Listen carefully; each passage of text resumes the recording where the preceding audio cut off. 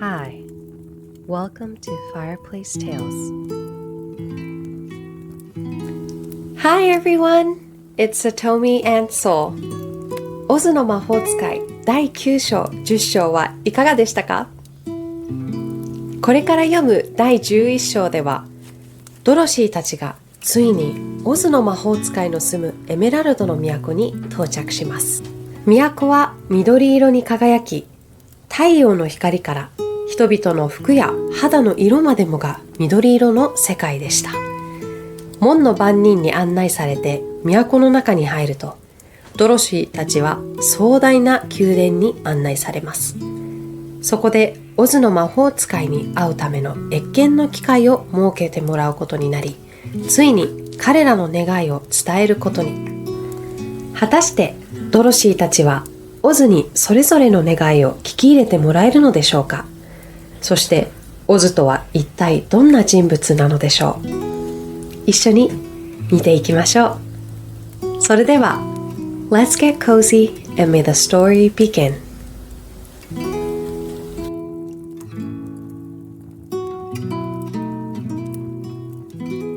Chapter 11 The Wonderful Emerald City of Oz.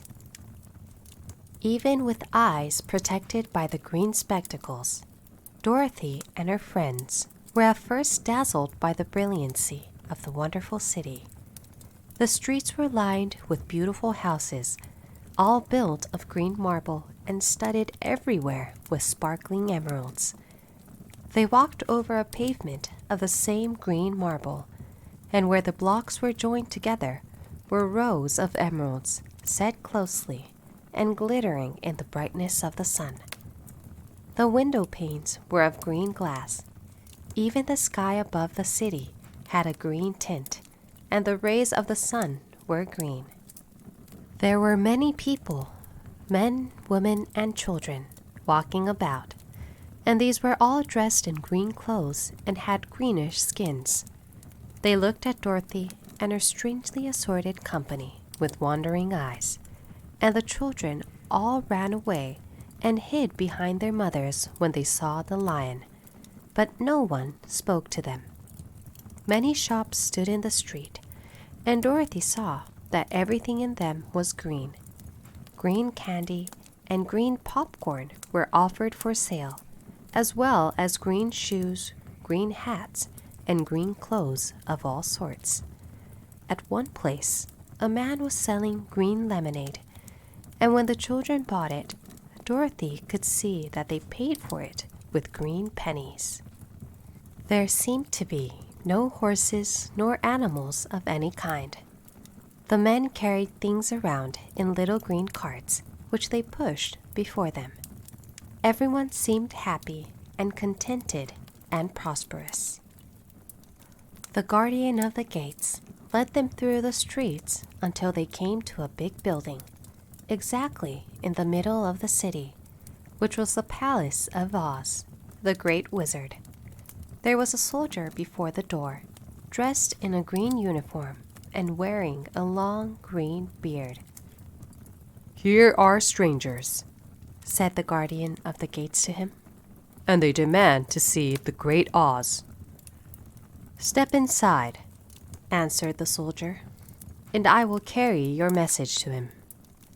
So they passed through the palace gates and were led into a big room with a green carpet and lovely green furniture set with emeralds.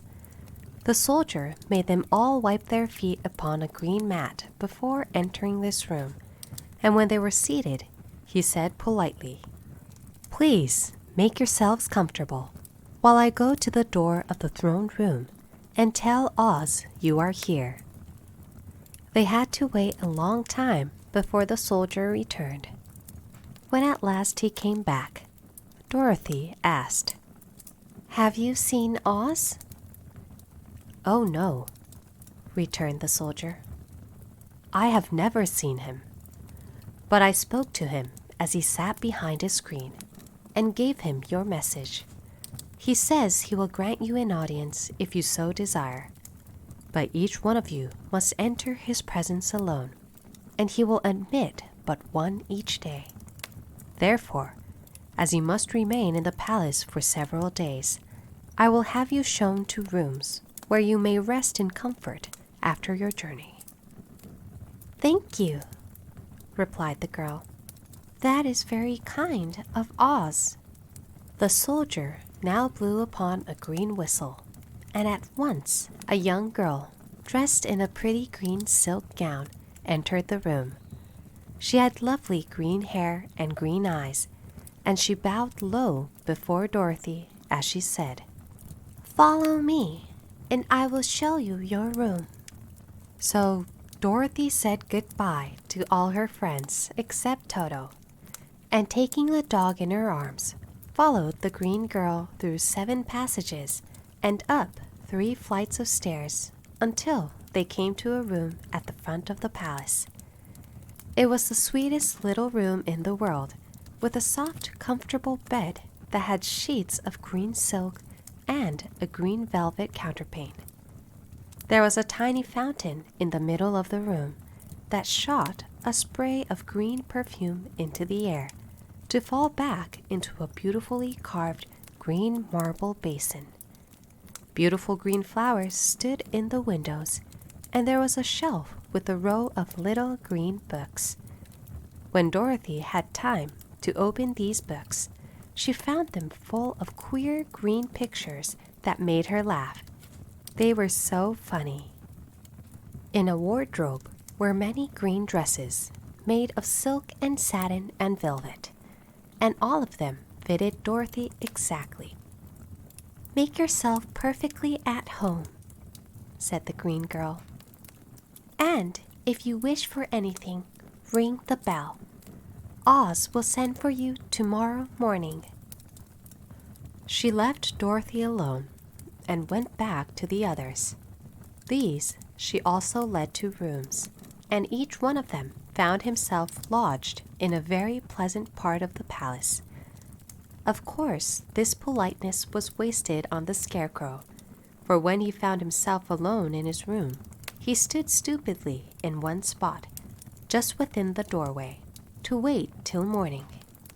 It would not rest him to lie down, and he could not close his eyes, so he remained all night staring at a little spider which was weaving its web in a corner of the room, just as if it were not one of the most wonderful rooms in the world. The Tin Woodman lay down on his bed from force of habit, for he remembered when he was made of flesh. But not being able to sleep, he passed the night moving his joints up and down to make sure they kept in good working order. The Lion would have preferred a bed of dried leaves in the forest, and did not like being shut up in a room. But he had too much sense to let this worry him, so he sprang upon the bed and rolled himself up like a cat and purred himself asleep in a minute. The next morning, after breakfast, the Green Maiden came to fetch Dorothy, and she dressed her in one of the prettiest gowns made of green brocaded satin. Dorothy put on a green silk apron and tied a green ribbon around Toto's neck, and they started for the throne room of the Great Oz. First, they came to a great hall in which were many ladies and gentlemen of the court, all dressed in rich costumes. These people had nothing to do but talk to each other, but they always came to wait outside the throne room every morning, although they were never permitted to see Oz. As Dorothy entered, they looked at her curiously, and one of them whispered, "Are you really going to look upon the face of Oz the Terrible?" "Of course," answered the girl, "if he will see me." "Oh, he will see you," said the soldier, who had taken her message to the wizard, "although he does not like to have people ask to see him. Indeed, at first he was angry, and said I should send you back where you came from. Then he asked me what you looked like, and when I mentioned your silver shoes, he was very much interested. At last I told him about the mark upon your forehead, and he decided he would admit you to his presence. Just then, a bell rang, and the green girl said to Dorothy, "That is the signal. You must go into the throne room alone." She opened a little door, and Dorothy walked boldly through and found herself in a wonderful place. It was a big round room with a high arched roof, and the walls and ceiling and floor were covered with large emeralds set closely together. In the center of the roof was a great light, as bright as the sun, which made the emeralds sparkle in a wonderful manner. But what interested Dorothy most was the big throne of green marble that stood in the middle of the room. It was shaped like a chair and sparkled with gems, as did everything else. In the center of the chair was an enormous head, without body to support it, or any arms or legs whatever. There was no hair upon this head, but it had eyes and nose and mouth, and was bigger than the head of the biggest giant. As Dorothy gazed upon this in wonder and fear, the eyes turned slowly and looked at her sharply and steadily. Then the mouth moved, and Dorothy heard a voice say, "I am Oz, the great and terrible. Who are you, and why do you seek me?" It was not such an awful voice as she had expected to come from the big head, so she took courage and answered, "I am Dorothy, the small and meek. I have come to you for help." The eyes looked at her thoughtfully for a full minute. Then said the voice, "Where did you get the silver shoes?" "I got them from the Wicked Witch of the East, when my house fell on her and killed her," she replied. "Where did you get the mark upon your forehead?" continued the voice. "That is where the Good Witch of the North kissed me when she bade me goodbye and sent me to you," said the girl. Again the eyes looked at her sharply, and they saw she was telling the truth. Then Oz asked, "What do you wish me to do?" "Send me back to Kansas, where my Aunt Em and Uncle Henry are," she answered earnestly. "I don't like your country, although it is so beautiful, and I am sure Aunt Em will be dreadfully worried over my being away so long." The eyes winked 3 times, and then they turned up to the ceiling and down to the floor and rolled around so queerly that they seemed to see every part of the room. And at last they looked at Dorothy again. "Why should I do this for you?" asked Oz. "Because you are strong and I am weak. Because you are a great wizard and I am only a helpless little girl," she answered. "But you were strong enough to kill the Wicked Witch of the East," said Oz. "That just happened," returned Dorothy simply. "I could not help it." "Well," said the head, "I will give you my answer. You have no right to expect me to send you back to Kansas, unless you do something for me in return. In this country, everyone must pay for everything he gets. If you wish me to use my magic power to send you home again, you must do something for me first. Help me, and I will help you." "What must I do?" asked the girl. "Kill the Wicked Witch of the West," answered Oz. "But I cannot!" exclaimed Dorothy, greatly surprised. "You killed the Witch of the East, and you wear the silver shoes, which bear a powerful charm. There is now but one wicked witch left in all this land, and when you can tell me she is dead, I will send you back to Kansas, but not before." The little girl began to weep. She was so much disappointed. And the eyes winked again and looked upon her anxiously, as if the great Oz felt that she could help him if she would. "I never killed anything willingly," she sobbed. "And even if I wanted to, how could I kill the wicked witch? If you, who are great and terrible, cannot kill her yourself, how do you expect me to do it?" "I do not know," said the head. "But that is my answer, and until the wicked witch dies, you will not see your uncle and aunt again. Remember that the witch is wicked, tremendously wicked, and out to be killed. Now go, and do not ask to see me again until you have done your task." Sorrowfully, Dorothy left the throne room and went back where the lion and the scarecrow and the Tin Woodman were waiting to hear what Oz had said to her. "There is no hope for me," she said sadly, "for Oz will not send me home until I have killed the Wicked Witch of the West, and that I can never do."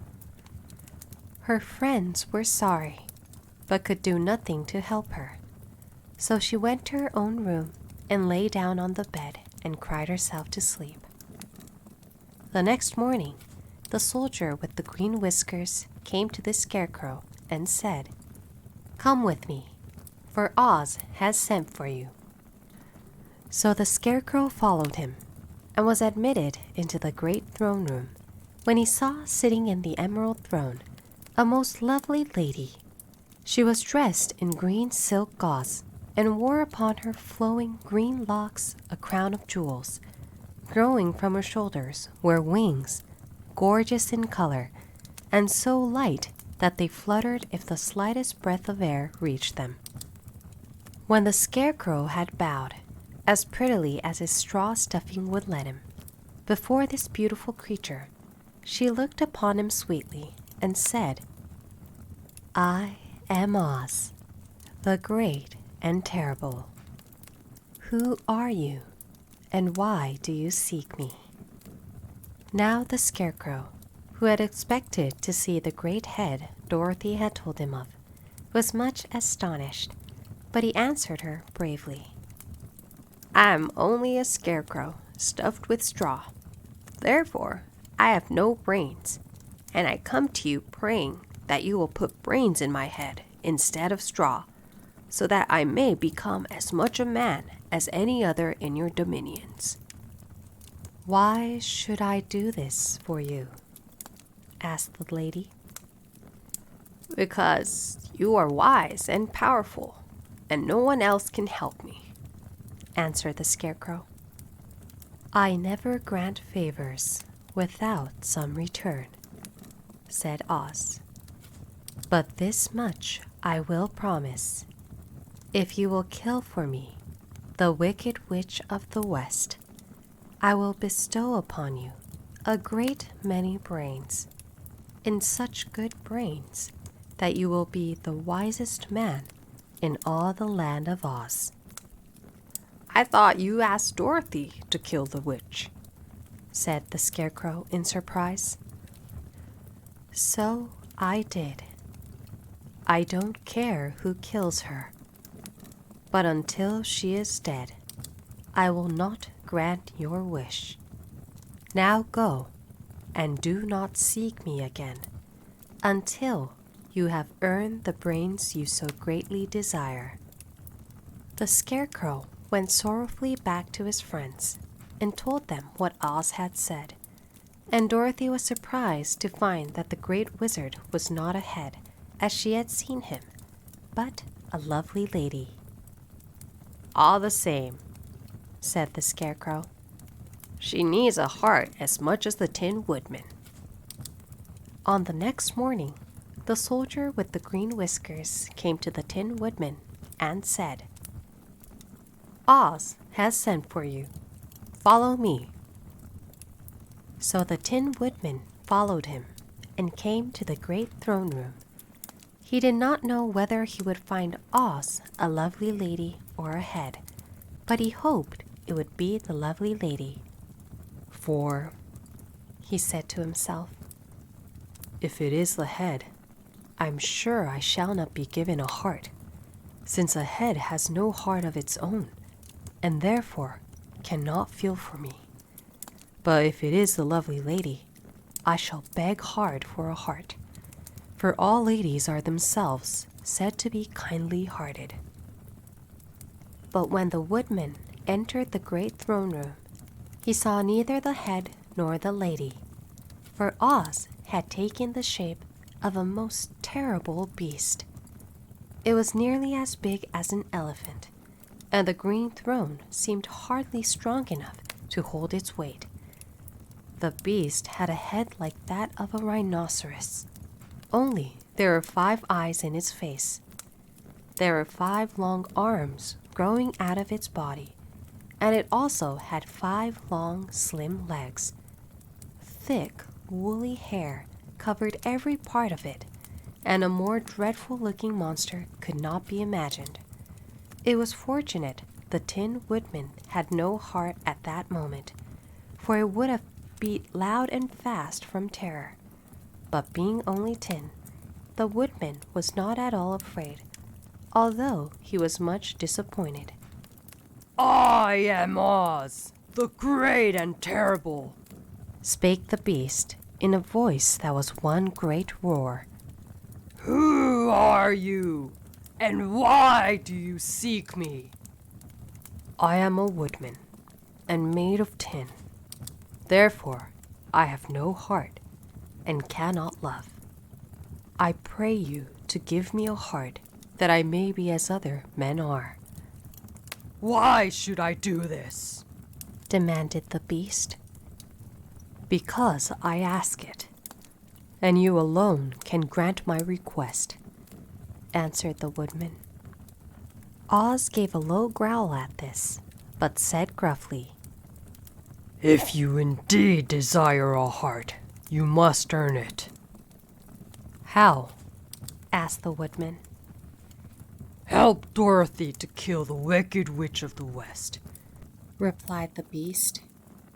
"When the witch is dead, come to me, and I will then give you the biggest and kindest and most loving heart in all the land of Oz."